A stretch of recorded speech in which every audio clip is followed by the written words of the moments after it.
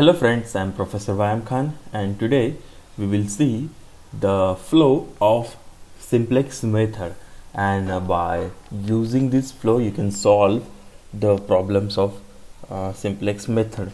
Okay, and this is you can say a reference diagram or uh, a reference procedure for you whenever you are revising the problems. It is useful for it to use this particular flow chart. Okay, now we'll begin with the flow chart. Start.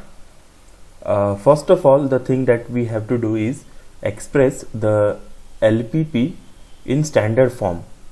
First step that we have to do is express the linear programming problem in the format of simplex method. Okay, by introducing slack or surplus or artificial variables. Now these variables are s1, s2, s3, or artificial variables a1, a2, a3, and so on, and assign these variables some coefficient in the objective function. So this coefficient is denoted by Cj. So that is the thing that we do first of all in the first step. Okay, we convert it into standard form. We convert the LPP in standard form by using slack variables. The next thing that we do is we find the initial basic feasible solution by using the simplex table. So second thing that you have to do is compute or find the simplex table. In the simplex table we have coefficient Cj, that is the coefficient of your variables of objective function. Then you have coefficients of non-basic cells, or you can say the non-basic variables, and basic variables like s1, s2, s3, and non-basic variables x1, x2, x3. So we form body matrix, we form identity matrix, then we compute the value of fixed ratio, then we compute the value of theta, then we have value of b. Okay, the right hand side of your constraints. All the things are formulated with the help of this simplex table. Okay, now next thing, we compute zj and cj minus zj. So you know how to compute the zj. It is nothing but summation of cb into aij. Okay, and cj minus zj, after computing zj, it is to be subtracted from the cj, so you find cj minus zj.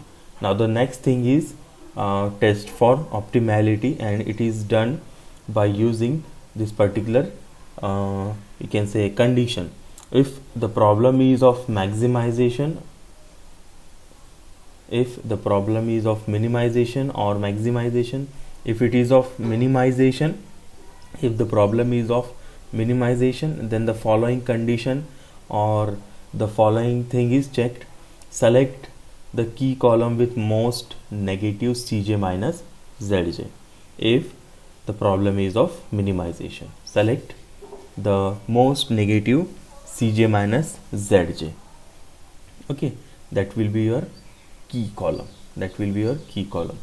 Okay, next thing, if the problem is of maximization, select the most positive value of cj minus zj, and it will be your key column. For maximization, you have to see for most positive cj minus zj. For minimization, you have to check for most negative cj minus zj. Okay, now after finding one of these conditions, if it is minimization, whether it is minimization or maximization, we select the next thing, and that is selecting the key row. Okay, we select the key row with minimum non-negative theta. In the simplex table we compute theta. Theta is nothing but b divided by the key column value, the respective key column value. Okay, so if all theta are negative or infinity, the solution is unbound. The solution cannot be found. That's why the procedure stops here. if the value of theta are negative or infinity. Okay, and there will be some negative values, there will be some positive values, okay, or there can be all positive value, but you have to select the most the least non-negative value of theta, the least smallest of theta, positive theta. Okay, after selecting it, we enter into the key row, we identify the key element or pivot element at intersection of key row and key column. Okay, after identifying it, we divide all the elements of the key row by key element. After identifying the key element, we know which variable is going to enter and which variable is going to leave. Okay, and after that we form a new table. In that new table, we divide all the elements of key row, by the key element, so as to make the key element unity. Okay, so we get the modified key row for the next simplex table. Then we also make the key column 0. Every element in the key column is made 0 after making the key element unity, so respective row operation is performed for it. Then write the new simplex table by performing elementary row operation for the remaining rows. You have to perform the row operation for the remaining rows. Afterwards, we again compute Zj and Cj minus Zj.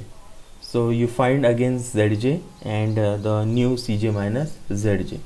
Then if the problem is of maximization or it is of minimization, we follow the next procedure. If it is minimization, then we check for Cj minus Zj to be greater than or equal to 0. If all Cj minus Zj are greater than or equal to 0, then the solution is optimal. If they are not greater than or equal to 0, then you have to repeat the whole procedure again. So it is called iteration. So you have to start from this particular thing also. You have to select the most negative Cj minus Zj, then identify the key row, identify key element, divide the key element to its row, then row operation, and then again Cj minus Zj and Zj.